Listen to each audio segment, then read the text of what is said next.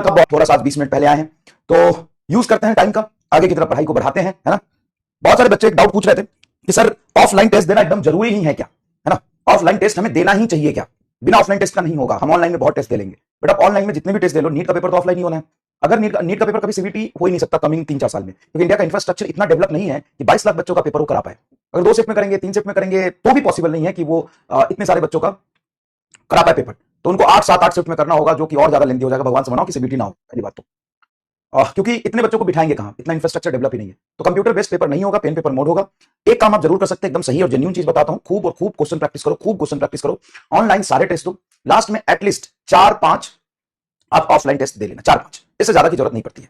ऐसा नहीं कि तुम अभी से ही टेस्ट दो, सारे ऑफलाइन टेस्ट दो, इतना भी जरूरत नहीं है। अगर आप ऐसे एरिया से हैं जहां से ऑफलाइन टेस्ट दूर पड़ रहा है, या आप ऑफलाइन टेस्ट सीरीज देखो, ऑफलाइन टेस्ट सीरीज ऑफलाइन होता है, प्रिंटिंग होता है, पेपर जाता है, इंफ्रास्ट्रक्चर होता है, तो थोड़ा महंगा जरूर होता है।